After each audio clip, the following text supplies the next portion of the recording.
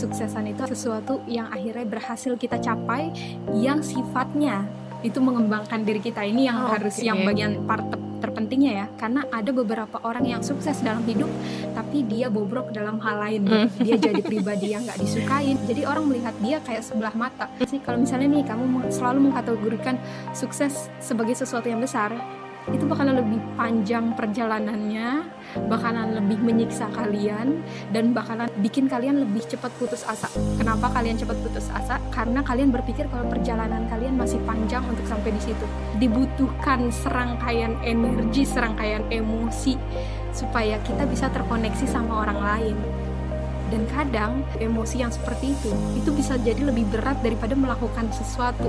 Lu lebih mudah disuruh ngangkat bata ketimbang lu harus jadi teman yang baik. Itu relate banget sih. Rata-rata kayaknya pekerja sekarang yang penting digaji, ya udah gue kerjain yang sesuai lu bayar aja gitu ya. Iya, nggak ada loyalitas lah. Dengan kata lain seperti itu, nggak ada loyalitas.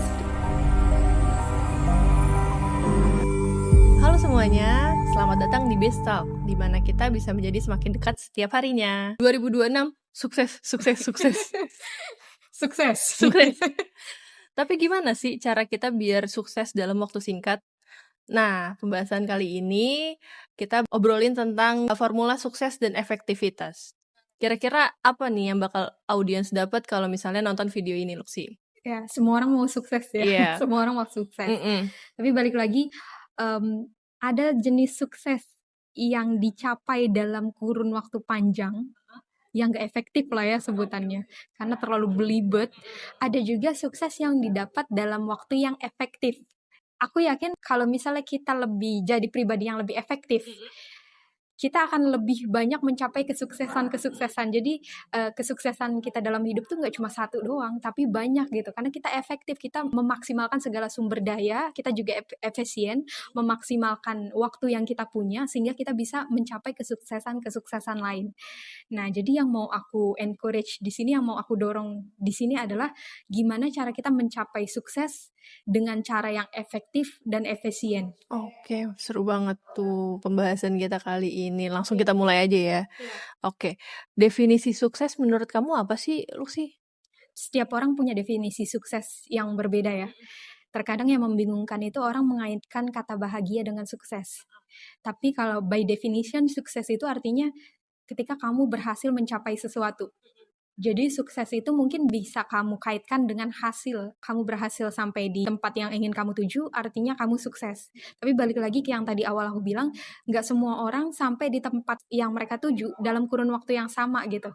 Ada yang lebih panjang, ada yang lebih pendek. Dan itu tergantung dari gimana cara mereka untuk sampai di tempat itu. Strateginya mereka ini efektif nggak? Strateginya mereka ini efisien nggak? Jadi kalau misalnya untuk mendeskripsikan kata sukses itu sendiri, aku nggak akan menjabarkan ke kamu ataupun menjabarkan ke audiens kita tentang definisi kata sukses itu sendiri, karena harapan aku adalah kalian harus punya definisi sukses kalian sendiri. Tapi kalau pemahaman aku adalah kesuksesan itu sesuatu yang akhirnya berhasil kita capai, yang sifatnya itu mengembangkan diri kita. Ini yang yang bagian part terpentingnya ya, karena ada beberapa orang yang sukses dalam hidup tapi dia bobrok dalam hal lain gitu. Dia jadi pribadi yang nggak disukain, jadi orang melihat dia kayak sebelah mata. Oh, lu sukses dalam hal ini doang tapi moral lu tuh jelek gitu. Dan aku nggak berharap aku akan sukses seperti itu. Yang aku harapkan adalah kalau aku mau mencapai sesuatu, segala sesuatu yang ada di sekeliling aku itu juga ngikutin, kayak ketarik juga untuk ke arah yang lebih baik. Oke. Tapi kesuksesan itu apakah selalu dalam bentuk hal-hal yang besar, atau bisa yang kecil-kecil itu bisa disebut juga sebagai sukses?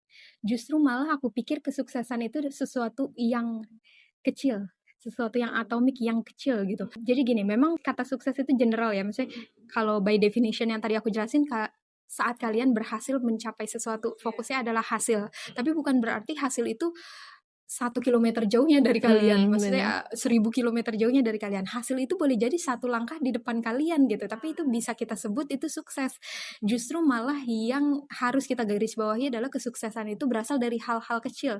Kayak contoh kamu mau jadi pelari maraton, kamu nggak serta-merta bangun tidur terus jadi pelari maraton kan. Kalau misalnya kamu Iya, berpikir bener-bener. kesuksesan seperti itu bentuknya, itu bakalan lebih sulit buat kamu untuk bangun dan ngelakuin hal itu gitu. Tapi kalau misalnya kamu berpikir kalau misalnya untuk jadi pelari maraton, kesuksesan pertama yang harus gue lakuin adalah gue bangun tidur tepat waktu, gue mulai latihan jogging berapa menit sesuai dengan target kalian, anggaplah 10 menit tiap hari, terus improvement lagi, gue mulai lari berapa meter dalam durasinya berapapun yang kalian tentukan. Jadi sukses itu dibangun dari hal-hal kecil. Paham gak sih? Kalau misalnya nih kamu selalu mengkategorikan sukses sebagai sesuatu yang besar, itu bakalan lebih panjang perjalanannya, bakalan lebih menyiksa kalian, dan bakalan bikin kalian lebih cepat putus asa. Kenapa kalian cepat putus asa? Karena kalian berpikir kalau perjalanan kalian masih panjang untuk sampai di situ. Tapi kalau kalian batasin sukses itu di skala-skala kecil, jadi itu akan ngasih dopamin tersendiri, adrenalin tersendiri buat kalian untuk, yeay, akhirnya gue berhasil nih di satu tangga, waktunya ke tangga berikutnya. Tapi kalau misalnya kamu selalu berpikir kalau sukses itu ada di tangga ke 100, saat kamu sampai ke tangga 20, aduh masih 80 lagi, stres. Iya, bener Terus bener bener. apa yang mau gue rayain gitu, kayaknya hidup ini selalu tentang mengejar Iya, bener mengejar bener bener sesuatu bener. deh. Iya, kamu harus ngasih jeda itu untuk Mmm, merayakan kesuksesan kecil kamu. merayakan kesuksesan.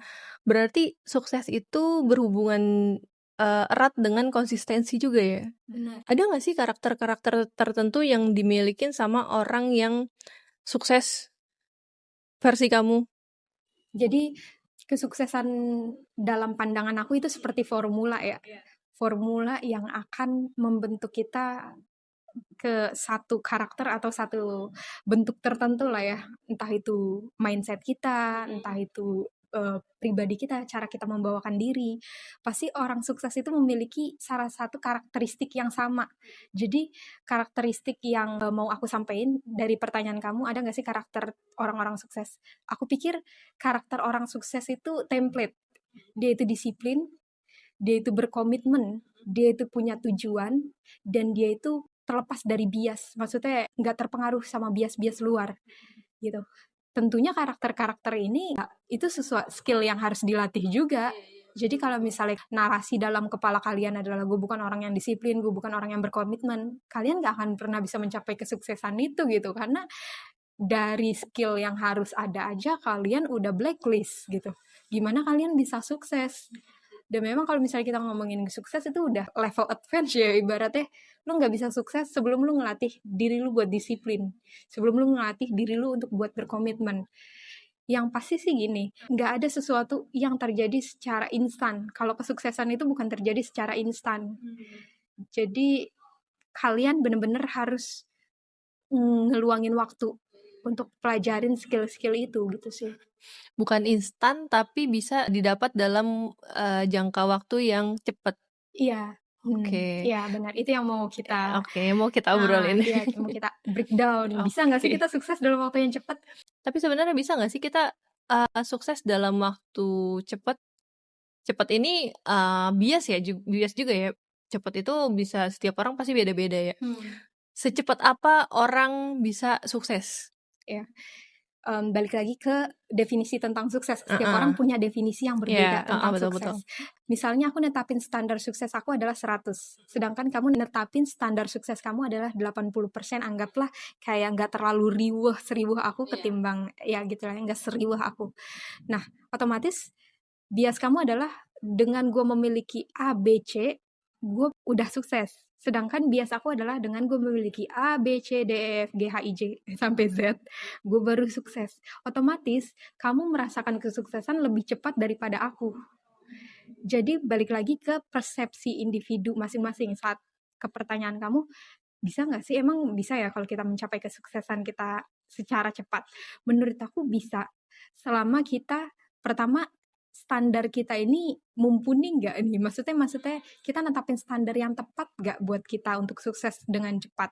Dan di sini yang mau aku bahas adalah aku mau ngebantu kalian untuk nge-setting standar yang proporsional gitu ya, supaya kalian bisa mencapai kesuksesan lebih cepat. Jadi apa aja yang harus kita siapkan untuk mencapai sukses yang efektif? Oke, aku sebutnya ini sebagai formula kesuksesan ya. Formula kesuksesan ini aku dapat dari bukunya John Maxwell tentang Five Level of Leadership.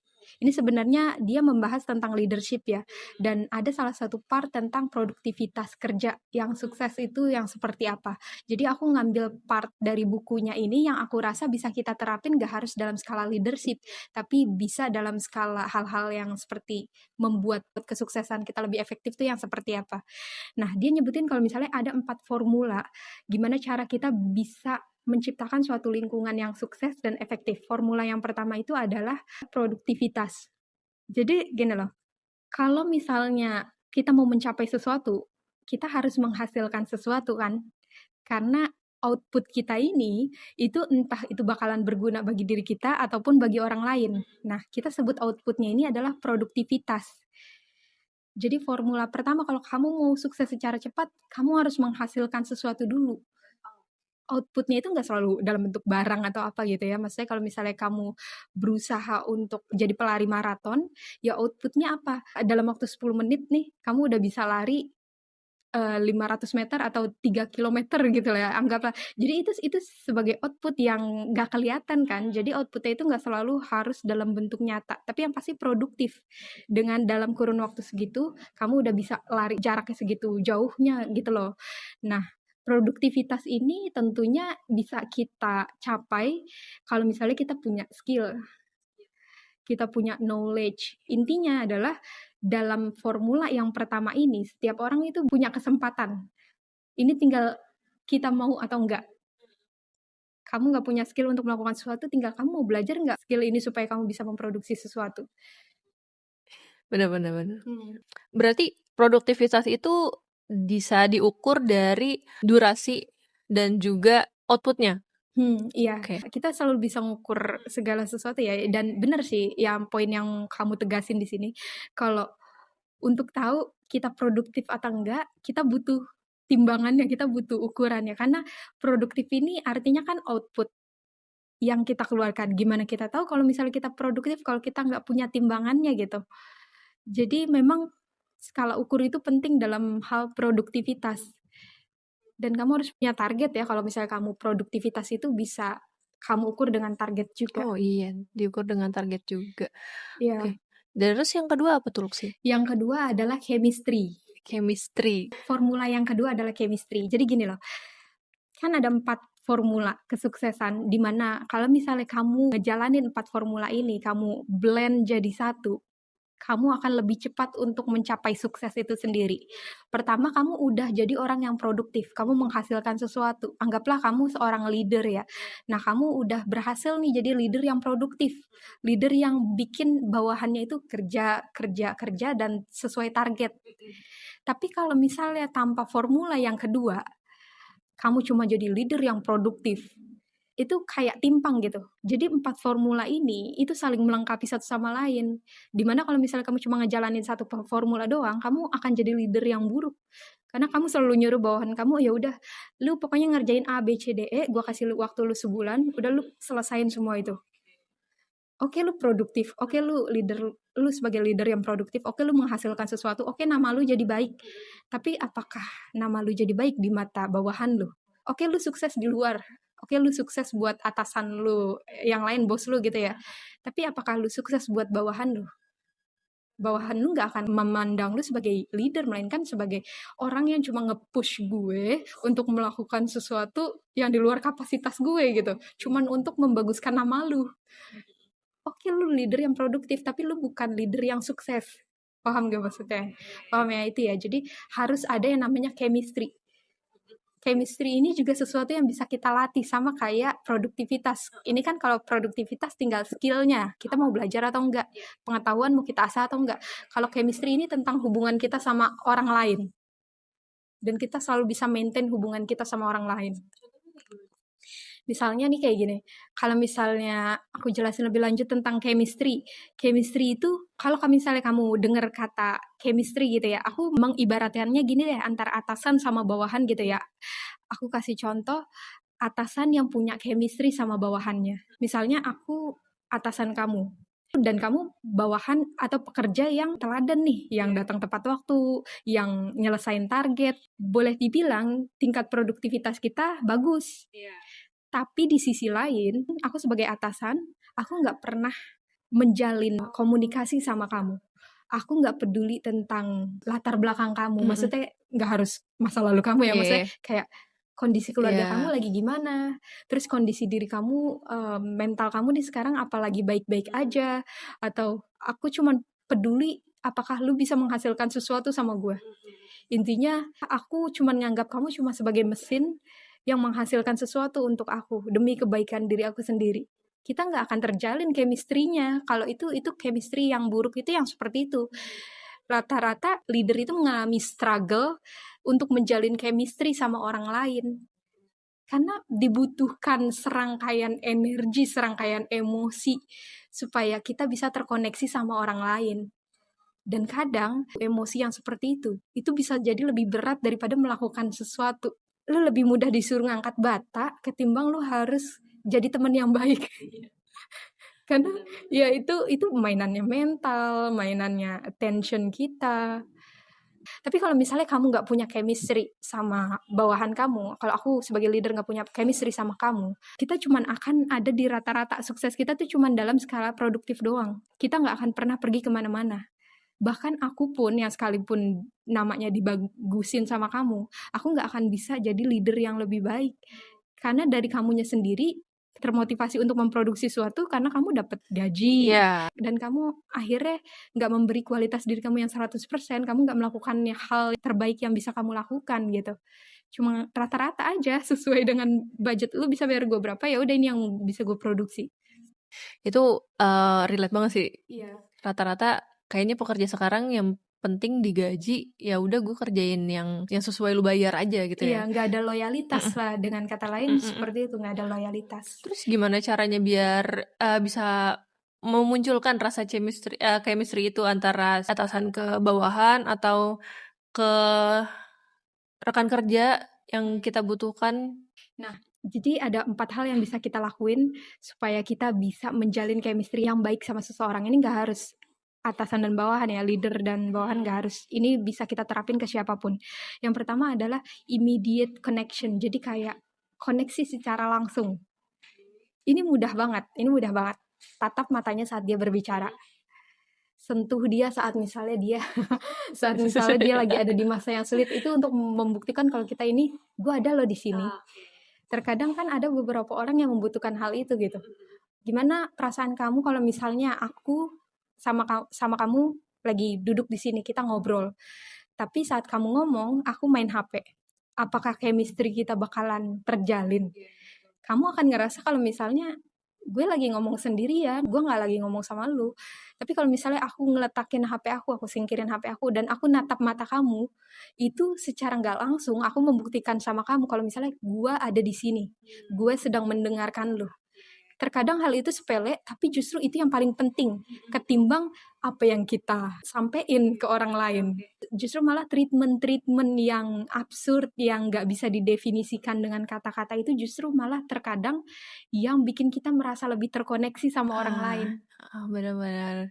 Jadi salah satunya adalah memberikan attention secara penuh. Iya, Oke. dengan cara being present. Makanya saat kamu mau menjalin chemistry sama seseorang, pastiin kalau misalnya kamu itu jadi present, kamu itu ada di masa sekarang, bukan ada di masa lalu. Iya, Kayak benar-benar. lu duduk di sini tapi pikiran lu di itu ada Benar-benar. di mana-mana gitu kan.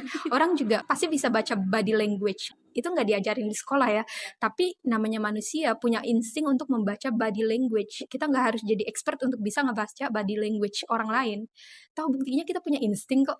Maksudnya kayak kayaknya gue bisa tahu deh, lu kayaknya nggak tertarik deh. Padahal kita bukan expert, padahal kita nggak tahu lu tertarik atau enggak, tapi kayak kita bisa ngebaca aja gitu. Itu udah jadi kayak skill yang natural buat setiap manusia. Tapi ada loh orang-orang yang nggak peka terhadap hal-hal seperti itu. Kita mau membangun chemistry nih. kita udah ngasih attention, tapi ternyata si orang tersebut nggak tertarik untuk menjalin intensi sama kita. Tapi Oh. dia nggak peka. Ya, jadi ini berarti dari segi yang kita ajak berbicara ya, maksudnya kita udah service nih berusaha untuk paying attention, berusaha untuk Ya, menjalin chemistry, heeh, tapi dia nggak peka atau nggak ini. Namanya chemistry nggak bisa terjadi dalam satu arah. Chemistry itu terjadi dari dua arah. Oke. Paham nggak sih? Kalau misalnya lawan bicara kamu atau bahkan kamu sendiri nggak punya ketertarikan untuk menjalin chemistry, ya kamu nggak akan pernah dapet chemistry apapun sama orang ini. Makanya namanya produktivitas itu bisa dari satu arah, bisa dari satu arah. Leader bisa neken bawahannya untuk jadi produktif. Tapi kalau chemistry ini another level, jadi udah level lebih atas gitu. Ini dua arah karena ini membutuhkan kerja sama satu sama lain. Nggak akan terjalin kalau misalnya nggak nggak dari dua arah itu ya. Itu immediate connection, jadi secara langsung ya. Terus kemudian hal lain untuk membantu kamu membangun chemistry dengan orang lain adalah intelektual dan emotional bonding. Jadi ikatan emosional dan intelektual. Kalau misalnya nih ya, aku duduk sama kamu dan aku membuat diri aku seolah-olah lebih superior, lebih dominan, dan secara nggak langsung sikap aku yang seperti itu bikin kamu jadi insecure terus-terusan kayak gitu, dan akhirnya apakah chemistry di antara kita akan terbentuk? Enggak, karena kamu nggak merasa terikat secara baik itu intelektual Heeh. maupun emosional sama diri Ya, aku. Kamu betul. cuma nganggap aku kayak lu cuma duduk di sini sebagai orang yang paling dominan. Gue di sini cuma sebagai pendengar lu aja, Iya, gue cuma benar-benar. pengikut lu aja. Makanya leader yang sukses itu bukan mereka yang dapat pengakuan dari bawahannya sebagai seorang leader, melainkan mereka yang jadi teman-teman bagi bawahannya. Leader yang punya chemistry itu mereka yang berteman dengan bawahannya kan. Jadi bawahannya itu nggak merasa takut untuk ngungkapin itu, karena secara nggak langsung bawahannya itu berpikir gue setara sama lu dalam skala emosional maupun intelektual. Kayak Betul, gitu. betul, betul. Chemistry itu bisa diciptakan dengan cara ikatan emosional dan intelektual. Tapi balik lagi ya ke diri akunya. Anggaplah di sini aku merasa kalau diri aku lebih superior dari kamu. Tapi aku juga pengen ngejalin chemistry dengan kamu. Itu harus dari akunya. Mau nggak aku lower standar aku untuk matchingin sama kamu biar kita bisa pergi bareng-bareng ke tempat tujuan kita. Balik lagi itu jadi dibutuhkan kesadaran diri kita juga sih sebagai orang. Mau nggak kita lower standar kita? Berarti bisa dibilang menurunkan ego juga ya, untuk Iya. nggak merasa superior, Hmm. biar kita sebagai leader, ngerasa saat ini kita ada di kondisi yang sama, biar kita bisa ada connection mencapai kesuksesan ini, kita harus menurunkan ego kita dulu. Iya benar, Oke, oke, balik lagi ke diri kitanya. Kita oke. harus sadar diri lah ya Iya, iya. ibaratnya, paham. Makanya kamu harus punya skill untuk membaca orang Orang lain lain, gitu. oke. Kalau Ya. misalnya kita udah, being present tadi, terus juga kita udah Koneksi. menjalin emosional itu, terus yang ketiga apa tuh, Lucy? Yang ketiga adalah excitement dan novelty. Ini salah satu faktor yang membuat chemistry kita jadi terbangun, excitement dan novelty. Jadi gini, pernah nggak sih kamu bertemu seseorang yang saat kamu bertemu orang itu men-trigger rasa excited kamu karena kalian punya waktu yang menyenangkan, maksudnya obrolan kalian tuh menyenangkan gitu. Tapi saat orang itu udah mulai nggak kontakan lagi sama kamu merasa kayak kangen gitu.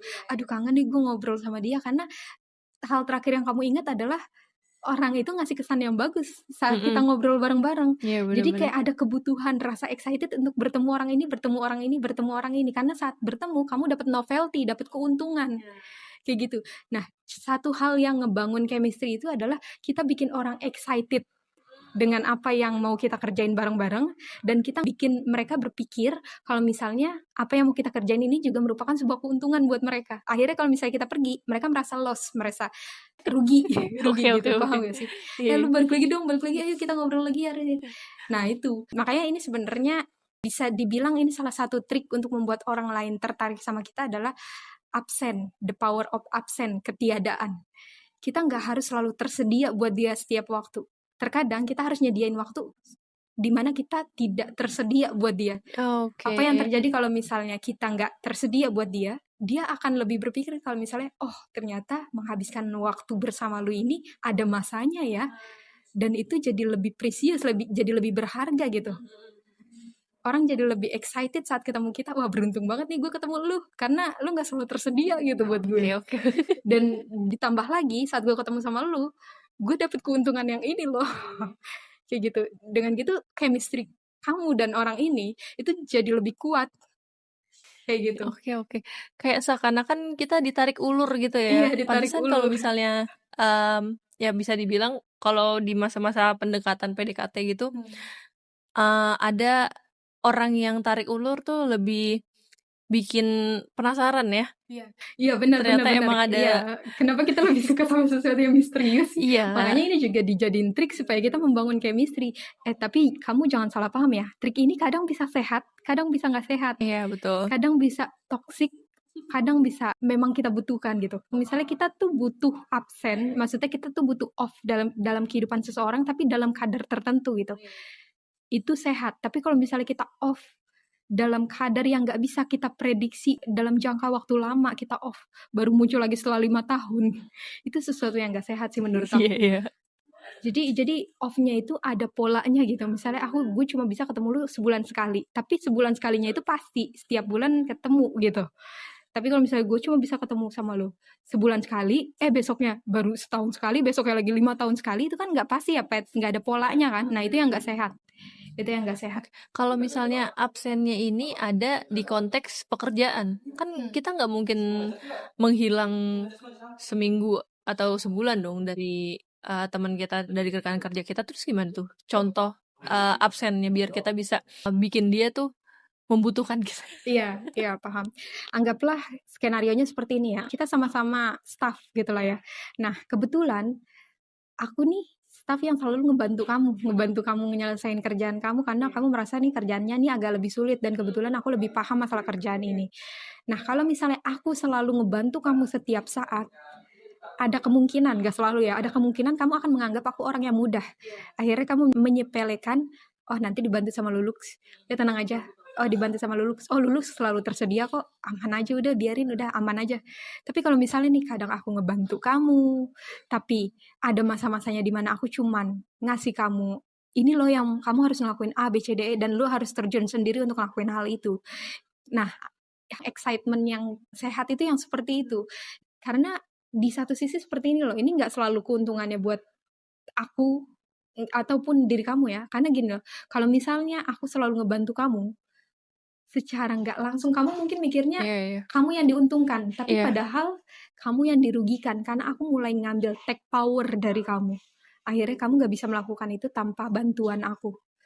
Jadi saat aku absen dari kamu dan aku bikin kamu paham kalau misalnya, oh ternyata gue punya power juga loh, bahkan tanpa lu gue bisa ngelakuin ini juga loh. Nah itu yang sehat sih ya menurut aku.